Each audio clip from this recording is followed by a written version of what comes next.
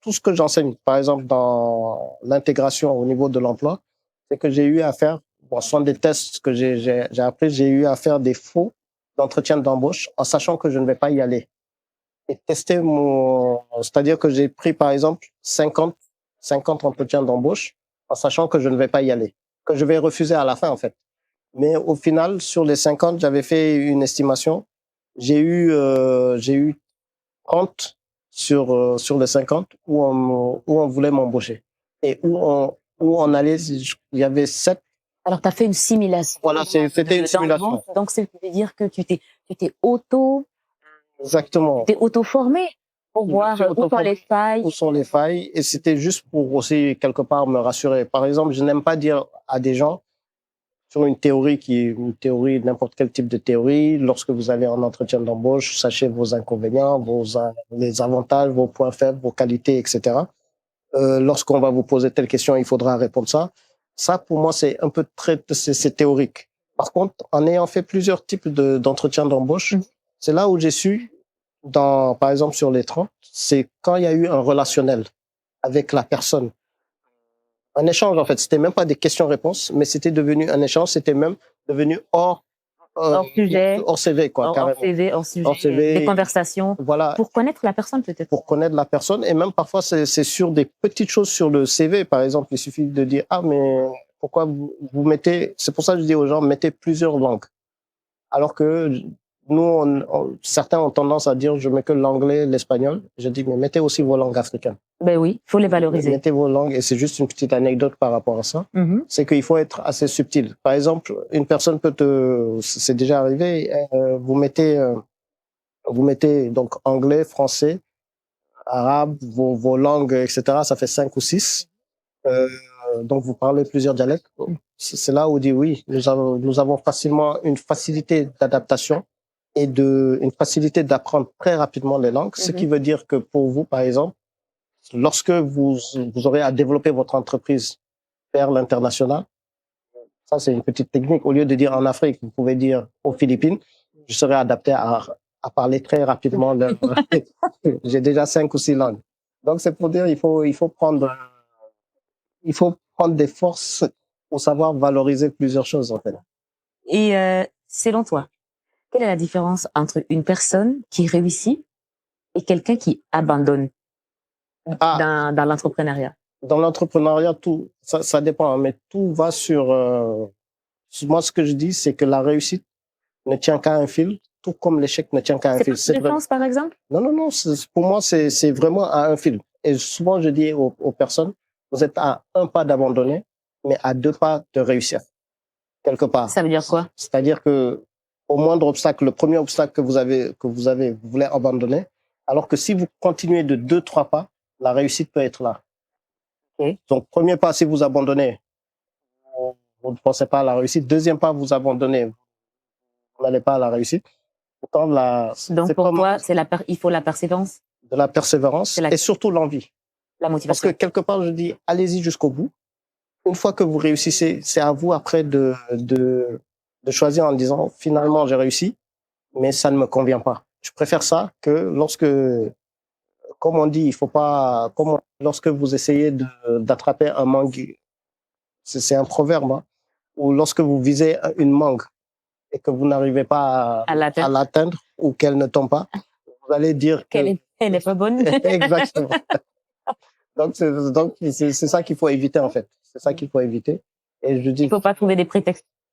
Et aux personnes de lire beaucoup de biographies, surtout des personnes qui réussissent. De s'inspirer. Et si vous vous inspirez de ces personnes, vous regarderez qu'ils n'ont jamais réussi au premier coup.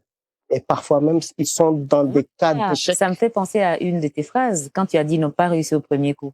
Dans toute chose, j'ai entendu quelqu'un dire que dans les coachings de Baba, il dit, allez de l'avant, mais ne soyez jamais le premier. Soyez toujours le deuxième. Ah non, ça c'était par rapport au process. D'accord. Tu peux me rappeler? Non, ça c'était pour moi quand il fallait lutter contre quelque part la timidité, en fait. Et donc prendre la parole. Et donc c'est la coach en question, celle que j'avais lu le livre et qui m'avait fait un déclic. Je lui avais envoyé un un mail, un message.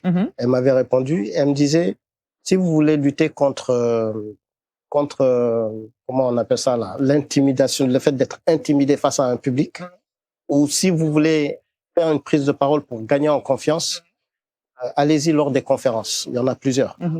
Mettez-vous en termes de public, mettez-vous au public et il y aura toujours des questions-réponses.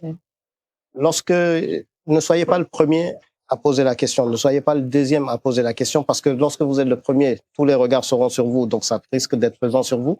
Deuxième sera passé, troisième, on vous remarquera pas trop, on va juste écouter. Donc essayez comme ça. Maintenant, ensuite, c'est très astucieux. Une fois que vous passez à cette étape, soyez le deuxième à poser la question dans d'autres conférences. Et à l'autre conférence, faites en sorte, et c'est là où vous allez lorsqu'on vous demande dans la salle, y a-t-il des questions?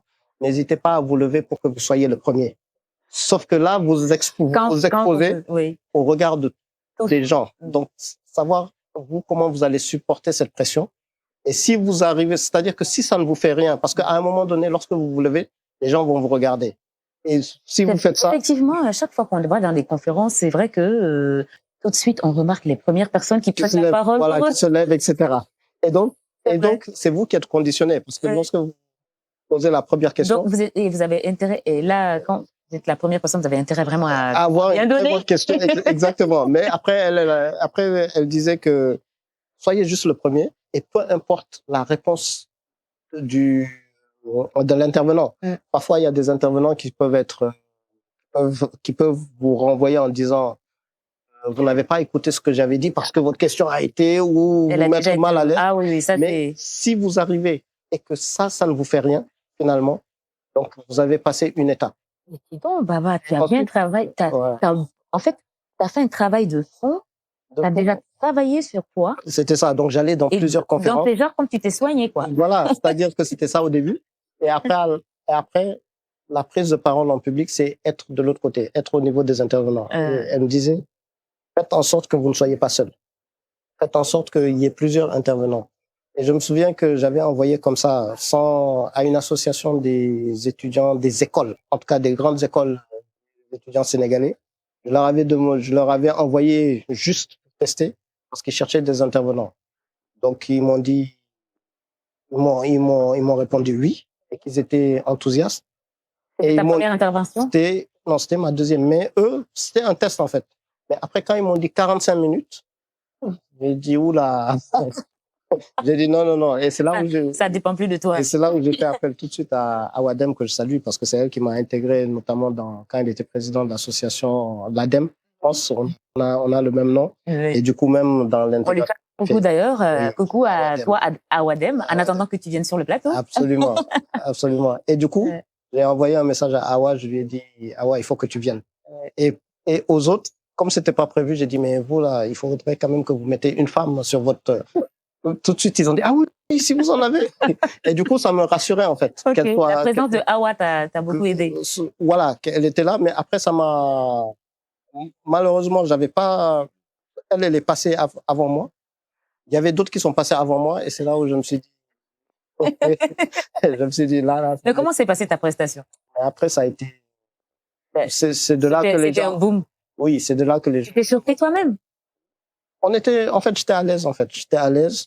Le trac, c'est pour ça, il faut dire aux gens, ils vous auraient toujours le trac. Donc, tu avais des appréhensions sur toi, mais quand tu t'es vu sur la scène, au devant de la scène... Non, parce qu'on est, je sais pas, on est allé, c'était Fris, et puis c'était le développement personnel qui parle aux gens. Parce que moi, ce que j'avais découvert, c'est que même les Américains ou les Anglo-Saxons, ils vont vous parler de développement personnel, mais plus vous creusez dedans, plus vous vous dites, mais c'est ce que mon grand-père, c'est ce que ma grand-mère, c'est ce que nos religions, c'est ce que notre culture, tout est là, même nos différents proverbes.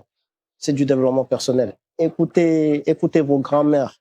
C'est-à-dire que on doit nous écouter nous-mêmes. On banalise trop leurs paroles. Oui. Alors que au final, ces paroles sont très puissantes, mais malheureusement, on va attendre 20 ans ou 10 ans après pour se dire ah mon papa avait raison ou ma maman avait raison. Sur le côté tu es très engagé auprès des communautés africaines. Hein? Qu'est-ce qui nourrit cet engagement et qu'est-ce qui manque encore aujourd'hui, d'après toi, au leadership africain pour pleinement s'affirmer? Non, ce qui manque, en fait, Ce que je remarque, parce que quelque part, quand même, le leadership africain... Non, le problème du leadership africain, c'est que tout le monde veut devenir leader. Maintenant, si tout le monde est leader, qui va aider à pousser le leadership? Il y a un proverbe soninké qui dit que si tu n'es poussé par personne... Tu aimes bien les proverbes? Oui. Si tu n'es poussé par personne, tu n'es rien. Ouais. En gros. Alors que chez les anglo-saxons, c'est plutôt... C'est toi seul qui peux atteindre ton objectif. N'écoute personne. Vous voyez la différence entre les deux cultures. C'est ça. Or, la culture... donc, en gros, le leadership, si tout le monde veut être leader, et surtout, on a tous, en tout cas, pour la plupart des gens, c'est à peu près les mêmes thématiques, c'est le même leadership. Et ils vont tous sur comment faire pour développer l'Afrique. Or, moi, je pense qu'il faut aller sur... Moi, je suis plus dans le côté endogène, c'est sur des objectifs, des mini-objectifs. C'est-à-dire que une personne qui est spécialisée dans l'IA, par exemple, entraîne son leadership dans l'IA, donc sa compétence, et que les gens puissent suivre sur les projets. D'autres qui vont être dans l'agriculture, d'autres qui vont... Et je pense que la somme des objectifs, à partir du moment où et qu'on arrive à quantifier les objectifs, c'est le meilleur moyen d'avancer. Tu es un conférencier, tu fais tes conférences en Afrique, et d'après toi, qu'est-ce qui manque à la jeunesse africaine? C'est de croire que avec ce qu'ils ont, ils peuvent faire beaucoup de choses. Ils le savent pas. Ils doivent se rendre compte, ils doivent être motivés. C'est-à-dire qu'on était même comme tu viens de le dire, on a chacun en nous tous ces coachings de développement personnel, on l'a en nous, sauf qu'on les voit pas. On les voit. Est-ce que tu penses que les jeunes Africains aussi mais est-ce qu'on les voient pas leur potentiel? Est-ce qu'on les banalise pas aussi? Parfois, il suffit qu'une personne, par exemple, une voiture peut tomber en panne, c'est déjà arrivé, ou un téléphone tombe en panne en Afrique. Vous donnez à un jeune, votre téléphone tombe en panne, vous donnez à un jeune, il le répare. Il le répare. Tout de suite. Mais pour lui, c'est rien. C'est-à-dire qu'il ne valorise même pas. Et c'est-à-dire que quand vous dites, mais vous êtes carrément un génie, ou en gros, un mot ingénieur, il va se l'interdire de se le dire. Vous voyez. Donc, ça veut dire qu'on ne valorise pas. Quelque part, comme ce que tu as dit au début, la culture empêche aussi, est un frein. C'est-à-dire qu'on ne valorise pas les choses. On ne reconnaît pas les choses à leur titre, à leur juste valeur. C'est-à-dire que nous-mêmes, on banalise des choses que vous pouvez faire